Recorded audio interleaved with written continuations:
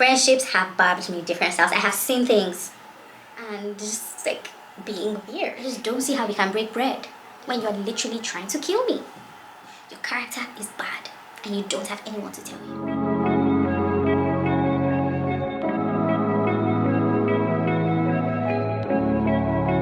Hi guys, welcome back to the YouTube channel. Welcome me back to the YouTube channel because I've been gone for so long.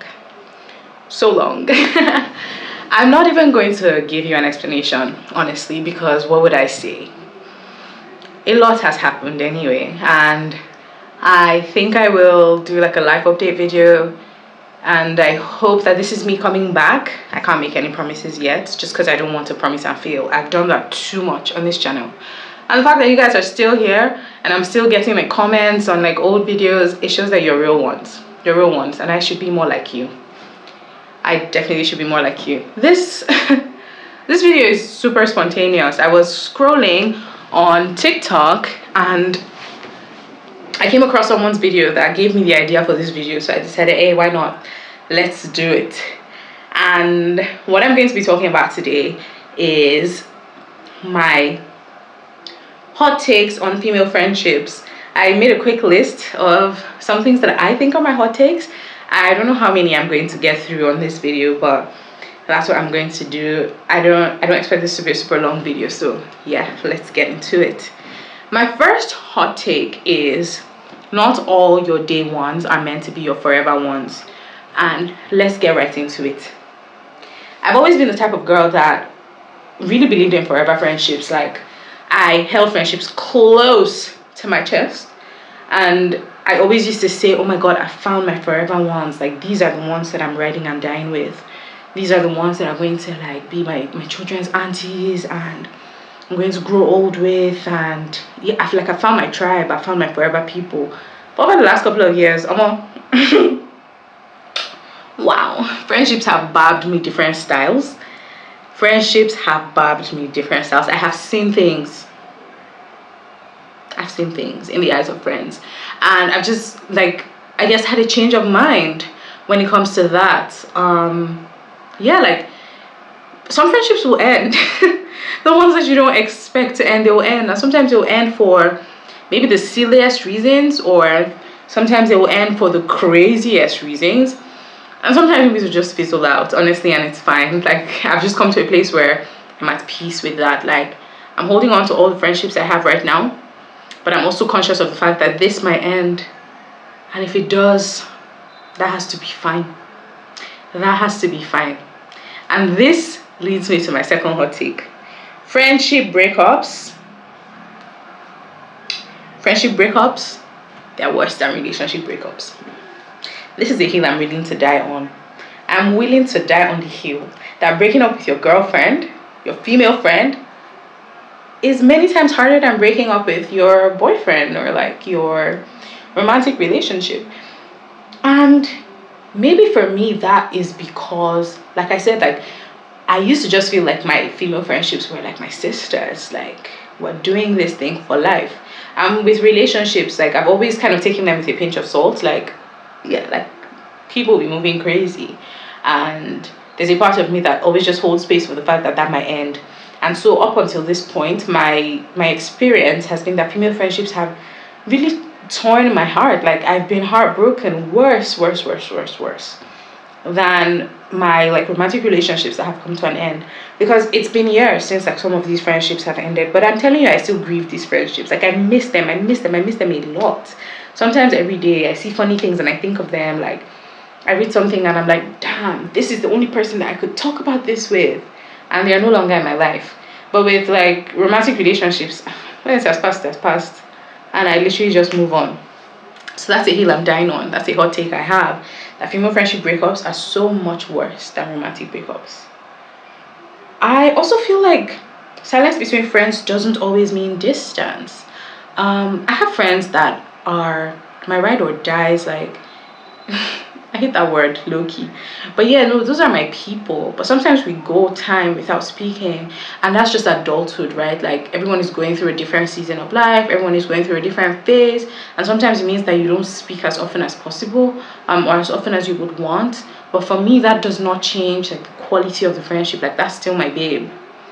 That is still my babe, and it just is what it is. I mean, there's definitely room to be more intentional and to be more, committed to keeping like that friendship communication strong. But in the moments when it is not that strong, I don't feel like that is the end of the world. Like, if it's real, it's real. That's how I feel. Another hot take is that your longest friendship is not necessarily your best friendship. A lot of people feel like the length of time that they've had with a friendship equals quality, and that because you've known this person the longest, that means they have to be your best friend, or it has to be the best friendship. I don't think so. Like sometimes you meet people over a short period of time and they literally are just your twin flame, and they're like the yin to your yang, or all of those cool stuff, and it really doesn't have anything to do with the amount of time that you've known them for. That's how I feel. That's how I feel. Another hot take is that it's okay to have seasonal friends without feeling guilt. I feel like sometimes we come into friendships just expecting that this has to be a forever thing, or this has to be like a till the day we die thing. But sometimes it's okay to have friends for seasons. Like you might be at a job and like become super close to someone, and you leave the job and like you guys are no longer friends, and that's fine. Like it's not beef. Or like you travel to a different part of the world and you were there for a bit and you became super close to someone and you guys are not that close anymore. That's also fine. It could be anything, but like it's okay to have friends for seasons. As long as it's not beef, as long as it's not messy or like trifling, I don't think there's anything wrong with that.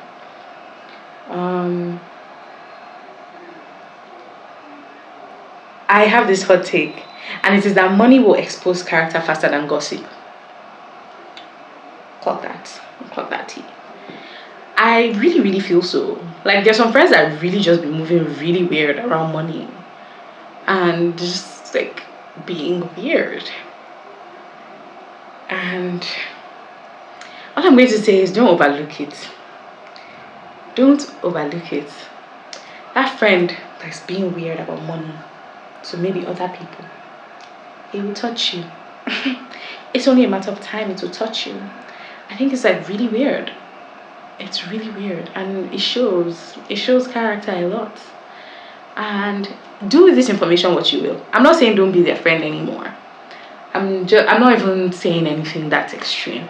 But just know it and know peace. Know how that person moves around money. Clock it. Another thing is, and this one is a hot take that I have, and it's also something that I used to say I would never do, but I've also kind of come to a place in, I guess, my growth where honestly sometimes I feel like it's fine. While I'm always like I'm always big on communication and like putting everything out in the open, but I'm also realizing that sometimes it's honestly fine. It's okay. And the hot take is that matching energy is a slow killer of friendships. It's a no-brainer. Some conversations have to be had, or like friendships will die. But I'm also learning that sometimes it's okay to match the energy all the time. Like just match it, because it's really no fun always being the bigger person. And I'm not a big fan of like power dynamics and imbalances, and when like you're being treated in a way because there's like a certain expectation of you to always kind of take things, or like just like maybe sweep things under the rug. And so while I do believe that matching energy is like a silent killer of friendships, I'm not telling you not to match energy. Like use discernment. If you feel like a conversation needs to be had, do that. If you feel like you're okay to match energy, do that, but also know that it might not have a positive outcome, and I guess make peace with that if that's where you're at.